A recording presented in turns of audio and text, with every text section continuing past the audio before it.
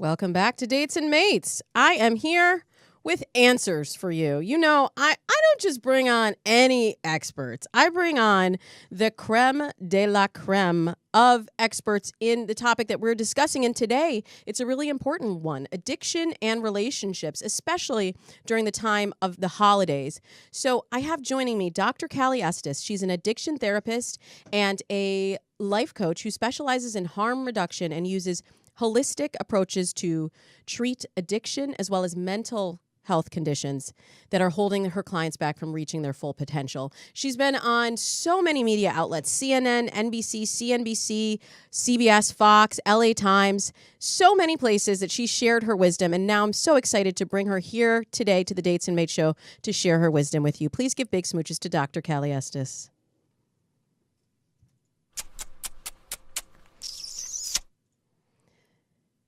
Dr. Cali, I'm so excited that you're here with us. I know you're an expert in this field, and a lot of times people think that, well, experts don't really understand what I'm going through, but you come from a different point of view because not only have you studied in how to treat addiction, but you also have lived through it yourself with your own husband. Can you tell us a little bit about your own personal story of what led you here?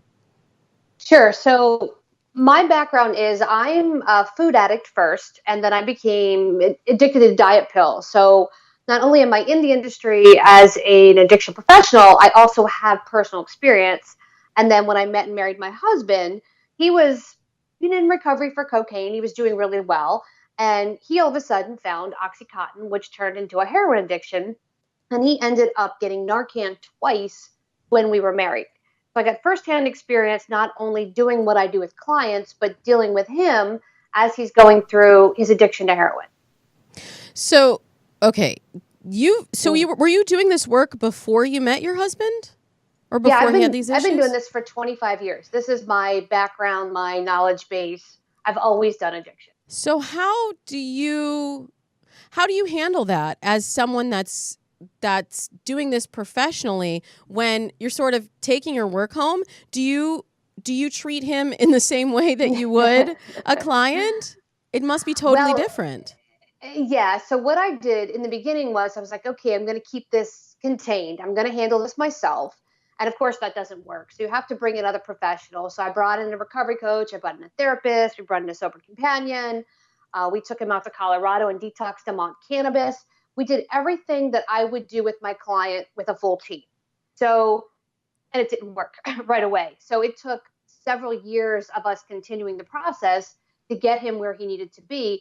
But it's frustrating because I'm also seeing my clients and I'm watching my husband go through this. It must be really, just really devastating to watch someone that you love put their body through this. And I'm sure it also shows up in different ways in the relationship. Tell us some of the behaviors, if anyone listening might be with a junkie and not know it. What are some of the telltale signs that they should be looking out for? Well, the first one was didn't want to engage in any activities. So things like going to the movies, going for a walk, going to outside events. He didn't want any part of that. He was always tired. So he would sleep more often. He would be in bed more often. He always said he had the flu. So he always had a cough, or he was in the bathroom more than normal, or he had a stomach virus from the shrimp. These are some things that were consistent, as was nodding off. He would start a sentence and just trail off and look like he was sleeping. So he would also spend more time in the bathroom. He would spend more time in the shower. He would soak in the bathtub, and he's not a bathtub person. So all of a sudden he's taking hour-long bathtubs in the shower. And one day I was knocking on the door. I didn't hear anything. And I went in and he's in the bathtub passed out. Oh, that's wow. dangerous. And that's how Whitney Houston died. So those sorts of things. And not wanting to eat and then eating a whole bunch of food. We would go to the grocery store and he's not a sweets person. And all of a sudden it was, I want cake, I want candy. He would open up the Skittles as we're going up and down the aisle and just eat handfuls of Skittles. My husband doesn't do this. This is not his thing. So those are some telltale signs to look for in your loved one, especially if they're not normal. If the person doesn't normally do these things and all of a sudden they're doing them, they're probably addicted to some form of an opiate. Wow. How do you know when it's at the level where they need to go to rehab and you need to intervene? Like, I know right now during the holidays, a lot of people have additional stress and use drinking and drugs to sort of escape. But Right. I'm not advocating for use of drugs to escape, but there must be a line where you say, okay, this is something that is not okay with me, and then this is something that is just not okay and is doing irreparable harm to you. Where do you draw that line? Well, the question is, can you do without it? So, whatever the addiction is, whether it's your cell phone, technology, another person, drugs, alcohol, what have you, can I put this down for 2 weeks and walk away? And if the answer is yes, then you're probably not addicted to the substance or the thing. If the answer is no, if the answer is I have to go from now until the day after New Year's and I have this party and that party and this family event, and how am I going to deal with Aunt Edna? I have to have something to deal with her, then you might have a problem. Also, if it's just a drink here and there that's social, that's fine. But if you're going out for cocktails at 4 o'clock and you're closing the bar at 2 a.m. on a Tuesday, you probably have a problem. And you want to seek at least professional help or professional intervention to see what the issues are.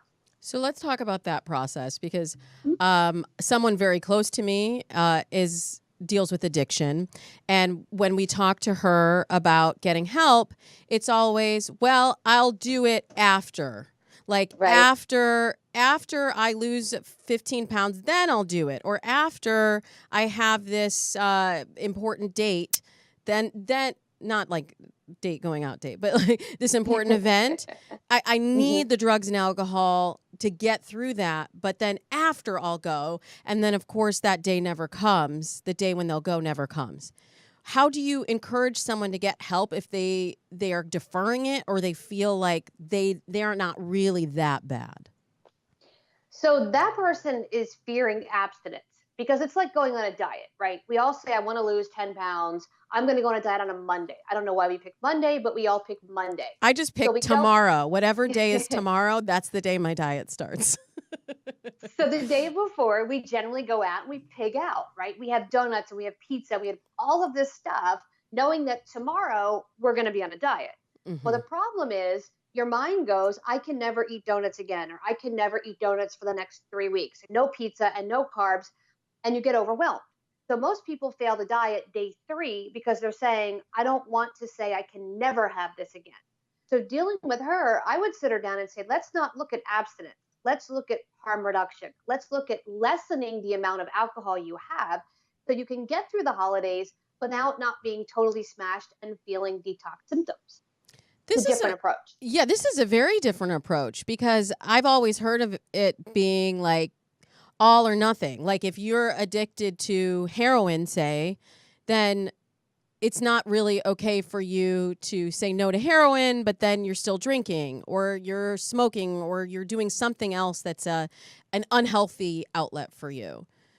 So this is a different approach. Yeah. Yeah, I completely disagree with that because my theory is this. If heroin's your problem and wine is not your problem, why can't you have a glass of wine? If it doesn't lead to you doing heroin, it's not the issue. It's two separate issues. But we are ingrained in a society of abstinence, which says, well, you can't have any mood altering substance. Now, the same group that advocates that also says we can smoke, we can eat all the sugar we want and drink all the caffeine we want. Well, sugar is a mood altering substance. So they advocate for sugar, but they don't advocate for the glass of wine, and both are legal. So I have a problem with that. So I've always said that doesn't make sense to me. So why can't you have a glass of wine if it doesn't lead to full-blown addiction? And then people say, well, sugar never led me to be arrested. Well, sugar leads to anger, sugar leads to detox, sugar leads to diabetes. There's a lot of symptoms of sugar that are just as bad as alcohol because they metastasize in the body. And let me tell you, I have detoxed off of sugar. And it's rough. It's super rough. But you don't think that there's a risk then of that person then just developing an addiction to the other substance, the one that they can have? I don't think so. And it's every person's different. So there's certain people that can't do this at all. So don't get me wrong. There are people that if it's one glass of wine, they're doing cocaine in the bathroom. That type of person can't do harm reduction. But there are people that's not your drug of choice. So, for example, I'm an uppers girl. I like to fly. So anything that puts me down, morphine, alcohol, I really don't like that. I don't like the feeling. So I can have a half a glass of wine and let it sit. I can have a bottle of wine in the house for months and not open it. It's not my thing. That means I can do harm reduction. But some people can't. So we sit down with each person and say, let's talk about, what are the things that are causing this? How did you get here? And what do we need to remove? Does that make sense? Yes, absolutely. You're kind of blowing my mind here, and I know you've been doing this for 25 years. So Yeah. I trust this approach, and it makes a ton of sense. Let's talk about that recovery process after. Let's say you do go to rehab, and we talked before the break about Demi Lovato. She's been in and out of rehab. She's struggled with addiction for as long as she's been in the public eye. So now she was seen lip locking. I sound like a tabloid right now. She's seen lip locking with her sober companion. You mentioned that you got a sober companion also for your husband. So let's talk about first what the sober companion is and whether you think it is inappropriate for her to have that kind of a relationship with someone that's serving in that role in her life. So the sober companion is the idea is to stay with her 24/7, make sure she doesn't do drugs and alcohol. That's the goal. Now, I created a school called the Addictions Academy for this exact reason. There are so many untrained people that don't understand ethics, they don't understand HIPAA, and they're out there doing this work. So, for example, this gentleman. It is unethical for your sober companion to be having any kind of romance or sexual relationship with a client. Super unethical. So, my first question is this guy really a sober companion? What is he doing? What is his goal? Because sober companions should be trained, should be certified. We have a program coming out in January to train and certify them. Now, if you look at her history, her first sober companion became her business partner, which is another no no. So we don't engage in client relationships outside of the professional scope of our contract, which is to provide very, very specific services. So both of them have engaged in unethical behavior with her, which is sad because that compromises her recovery. So now she's in a relationship with the guy that's supposed to be helping keep her sober. This is not going to work. This is going to end in disaster. And it's going to end up probably with her relapsing over this guy. And we also want to know, why is he doing this? Why is he crossing that line with her? And that's a question I have. I'd love to sit him down and ask him. I wish we could get him on the show. Probably not now. Yeah. Sorry. But what are some other ways that, let's say someone listening is in a relationship with someone that either has recently been through recovery or is going to be going through recovery? What are some ways that you can really support your partner as they're going through this process? So the first thing is always get an evaluation to make sure that they're doing the right thing. The second thing is to let them know you're there and you support them no matter what happens. So if they have a setback or a relapse, you're not screaming at them, you're not yelling at them, you're not calling them names. My husband and I named our book I Married a Junkie, which was to kind of break the stigma up, because people would say, oh, there's Cali, how could she do this work if her husband's a junkie? And we kind of went, oh, that's a great idea for a title, because it kind of breaks the stigma. And there's the book. It breaks the stigma of what really is a junkie. Because here I am living with a musician who tours, and we call him a junkie because he's doing heroin. So kind of a roundabout way to answer your question. You totally answered it. So let them know that you support them, and then let's say you don't have a problem with drugs or alcohol, but hey, the holidays are coming. Maybe you want to have a glass of wine at a family party. Should you abstain just so that they don't have that temptation? It depends where they are in their recovery. If they have a week sober and they're trying to stay off alcohol, it's probably a good idea that you're not walking around with a glass of wine around them and you kiss them on the lips and they smell the wine. But if they have 6 months to a year and they can say, I can be around this, it's not a big deal, then sure, no problem. But always ask them first. And the other thing too, when you go to these events, the rule of thumb is less than 2 hours. So go in and get out in 2 hours, because the only thing that happens after 2 hours when alcohol is involved is a whole lot of drinking and a whole lot of, hard conversations that really aren't engaging. They're more kind of drunk conversations. So get Yes. them in, get them out. That's the goal. I used to say nothing good happens after midnight because my clients will go on these dates and it's like one drink you're okay and you're learning things about the person, two drinks and your judgment is a little bad. After midnight, there's not you're at the point of diminishing returns. But Dr. Cali, I have a client right now who has a history of dating people with addiction issues. And so we're going through profiles, we're searching to try to get her out on dates. What are some of the signs that someone might be unhealthy or they might have an addictive personality or have dealt with addiction in the past? If you're just getting to know them, we talked about if you're already in a relationship, but what if it's very new? Are there things that she should be looking out for?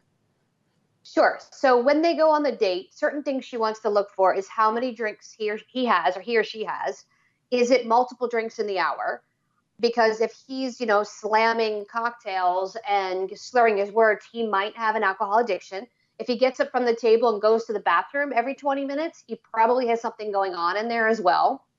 She can also look for certain signs on his face. Does he have one nostril bigger than the other? That's usually indicative of some sort of snorting addiction like cocaine. Does he have any issues where he's talking very fast or he's moving very fast or he's all over the place and he knocks something over besides normal nervousness? Is it excessive? So you're looking for excessive type things. Is he also on his phone consistently? Is he texting? Is he talking? Is he engaged with her or is he preoccupied with something else? Because addiction in its full-blown status becomes a full-time job. So even though he might be there on the date, is he doing something else? Is he setting up a drug deal, drug buy? Is he looking for more alcohol? What is he doing? So that becomes the question. Are there any red flags that she might see in the profile? Are there any things that people might say about themselves without knowing they're revealing what they're really about? If she sees something like somebody who says, I'm a friend of Bill, or I'm in the program, that means they're in recovery, that they follow abstinence-based type systems. Who's you can Bill? Look for things like that. Bill W, that means Bill W, that's the abstinence-based 12-step model. So somebody who says, I'm a friend of Bill W, if you're ever walking through the airport and you hear that, what happens is somebody needs help. They need help staying sober, and they've actually gone to a desk and had them call that. And whoever's in the area that's in recovery in the program will meet at a certain location to talk to them. So that's a telltale sign. If they're looking for somebody in recovery as well, they may say, I'm a friend of Bill's. Oh, wow. Look, I'm learning all kinds of new things. Yeah, that's really cool. I had no idea. Mm-hmm. Wow, this is such great advice. I know you have so much more at CaliEstes.com, and you have this wonderful book, I Married a Junkie, that teaches people to know the signs and how to support their partner if they're going through this. And you and your husband are still married to this day, so you made it past it. You're a success story. Yeah, it was tough. It was really tough. There's a whole section in the book about how we did it, how we survived as a team, because most people give up. And what happens is they say, I can't deal with this craziness because it's crazy town. And at one point, I locked up everything worth anything in a storage unit and hid the key. And he said, where's my this? Where's my that? And I went, I don't know. You have access to none of it. I cut off all of his credit cards. I did exactly what I would have my clients do. And it was tough. But we got through it. We got to the other side. And here we are. Wow. Well, congrats to you. Thanks.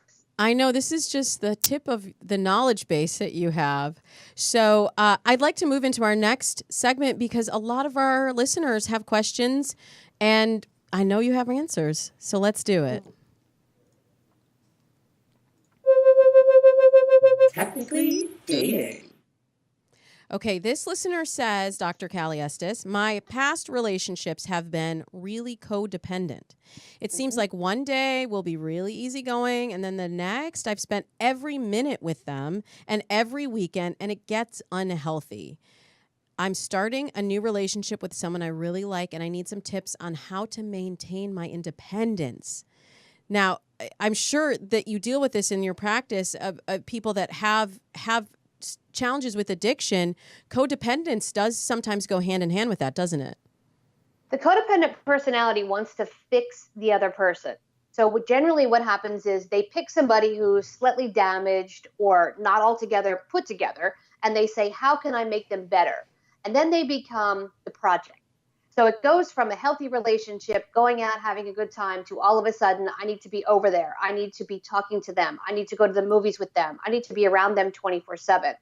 So my advice is you have to spend some time apart, but you also don't have to answer every text message and every call immediately. It's giving yourself a break. The person texts you, give it an hour, give it 2 hours and text them back. There's no reason to constantly be responding that quickly unless you feel you want to fix them. That's also indicative of probably the wrong person. If you're codependent on them already and you're just starting to date them, they may not be the right person. They may be like your new client who consistently dates the exact same person. And then you just step back and say, why am I picking them if I'm going to end up being codependent? And what does that other person need? Codependents and narcissists go together a lot because they fill each other's need. The narcissist needs to be wanted and praised and admired, and the codependent wants to give you praise and admiration because they say, I love you and I'm not going anywhere. So it becomes kind of a sick, toxic relationship. Oh, yeah. Definitely unhealthy. I also see this in people who have a fear of abandonment, a fear of being alone. They find someone and then right away they're like, well, if I don't grab on tight and I don't see them every day, they're going to run away or they're going to cheat on me or they're going to forget about me. Like that whole thing, someone's going to forget. I just don't see that happening. And there is there's a rumor going around that because we have so many options with dating apps that people are more expendable. But I feel like when you really have a connection, you're not in danger of forgetting that person and actually spacing out the interaction and practicing what Dr. Helen Fisher calls slow love, and spacing it out over time can make the person actually crave being with you more, right? That's true. So just to give you an example, my husband is a traveling musician and I travel for work as well because I see private clients and on TV and what have you. So we're not together all the time, which makes when we see each other even better because it's like, hey, I haven't seen you in 3 days. What have you been up to? And, not just the sex, but the intimacy and the conversations are really good. If we saw each other every single day, we would probably be bored. So it also becomes take some time apart, find out what you like, find out who you are. And if your self-esteem is really good, you will know they're not going anywhere. That's a lot of fear of a lot of women is I haven't seen you all day or night. Are you cheating on me? Well, that's not necessarily the first thing of every guy's mind, but you have to also realize that and realize that comes from you. So my question to your listener is, do you have low self-esteem? And is that part of the problem? That if they're not within eyesight, that they're doing something that may be unfavorable to the relationship. Yeah, that is a little bit of a leap to make. And it's always good to have your own interests, your own passions outside of your partner. So if that's your pattern, you want to unravel that and find some other things that you can put your attention into besides just that person. Speaking of cheating, that actually dovetails nicely into our next question. This listener says, I get really paranoid that my girlfriend is cheating on me. Like 90% of the time, I'm pretty sure that it's insecurity, and I'm worried that it's more my trust issues that are getting in the way of me being completely confident in our relationship. Do you think it's healthy to talk about this with my girlfriend? I love how our listeners are starting to diagnose themselves. They're like, well, it's my trust issues. It's my paranoia. I'm codependent. But what do you say to this person? He wants to know, is it healthy to talk about how he's feeling with his girlfriend, or will that create more drama? I think you should talk to her about it because maybe she's giving off a sign or signal that he may be picking up on. For example, maybe she's texting while they're watching a movie and he's going, oh my goodness, it must be another guy, when in reality it's her mom and they're setting up the cookie bake sale. Who knows? So it may be something is very simple and he's misreading her cues and signals. So I would say, sure, sit down and talk about it. Find out what some of the triggers are that are causing him to feel insecure. If she's disappearing in the bathroom for hours at a time on her phone, there could be a cheating element. But if she's not doing that and she's sitting right next to you and she's texting, she's probably not texting another person. It's probably not another person for a relationship. It's probably not that. So of course I would ask her, what's going on? This is how I feel, and get everything on the table.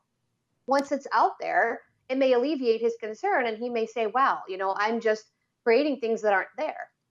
Yeah. It's amazing what happens, Dr. Cali, when people actually talk about what they're feeling in a relationship. And even if this person is really on your side and is your part of your team, they should be able to talk with you through pretty much anything. And especially if he's willing to own that this might be something that's being created in his own mind, but that it's not coming from a place of trying to control her or change her behavior, more just to let her know how it's affecting him.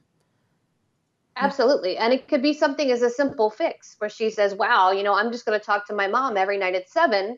And he says, okay, cool. She's talking to her mom. She's not talking to the guy she met at Starbucks. It can be something that simple. Yes. But even if she is talking to the guy she met at Starbucks, there's still a leap that it's something sinister and it's something against him. So getting it all out on the table and like letting her have her own free will and agency, if you can trust her is a good thing. Like if you trust your partner, it doesn't matter if they're talking to someone of the opposite sex. You should still be able to trust that they're not crossing that line, right? Absolutely. Yeah. It's all about communication. The answer to all of our shows is communication. The tricky thing is how to do it. So one last question for you, Dr. Cali Estes. This comes to us from a guy who says, I'm currently dating a woman who's getting over a lot of insecurity from her last divorce. What is the best way for me to be encouraging and supportive? I love this. A man who actually wants to be encouraging and supportive. What's the best way for him to proceed? Well, I would encourage her to get a therapist or somebody that she can talk to, maybe a divorce coach, something like that, to process the trauma so that she doesn't bring the past trauma of her ex into this guy. Meaning maybe her ex yelled at her for certain things, so she withholds information thinking that he will as well. So I would encourage her to have that. So she has a sounding board, so she has someone there, and just be patient. Some of it's just patience, waiting to see how things work and how things turn out, because I don't know the history, but there sounds like there's some trauma there or some issues with her ex. I don't know what he did or how they ended up here, but as long as he's patient, understanding, and open, I think he'll do well. Absolutely. And the more that she sees that he is not the same person as her ex and that they behave in different ways, I think the more she'll be able to separate. But there's always that fear that history is going to repeat itself, and a lot of times it does. So knowing what the pitfalls were of that relationship and intentionally moving away from that, I think is something else that he might be able to do. Dr. Cali, you have so many resources available for people. I know CaliEstes.com and I'll spell it for everyone, CaliEstes.com. We'll also put the link in the show notes. You have many resources there. You also have a wonderful podcast, which I'll be appearing on, called Unpause Your Life. Tell us a little bit about the podcast and what inspired you to start that show. I wanted to do something for people that have done something extraordinary, something different, stepped outside the box. So the podcast is all about how you go from stuck to success. Somebody who maybe said, I don't have a lot of money, but I want to do this with my life. How do I get there? Or I have a concept, quite like you. This is what I'm going to do, and I'm going to become the foremost dating coach. This is how I'm going to do it. And I want them to come on and share with our listeners something that the listeners may not encounter or know about, because they're in their own little worlds where they go to work and they come home, and it's very, cyclical for them. So it's a kind of a fun podcast to show people how different people have broken out of that mold, thought outside the box, and did something extraordinary. I'm excited for you to come on. Oh, I'm so excited too. Thank you so much for sharing your wisdom with us. I know this is a challenging time for a lot of people, but hearing from you and knowing how you've been through this process and how you married a junkie, and that's the title of your book, I Married a Junkie, and you overcame it and you were able to build a successful relationship beyond that, really gives us a lot of hope in this challenging time. So thank you so much for being here, Dr. Cali. Thank you for having me. I appreciate it. And again, you can find her online at Cali, CaliEstes.com. Estes, ESTES.com.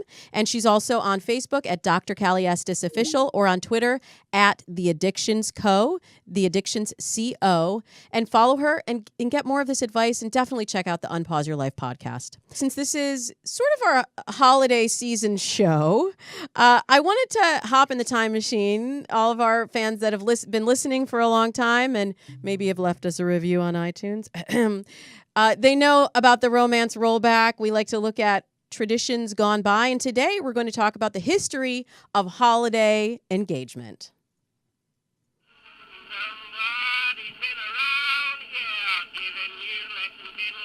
The romance rollback.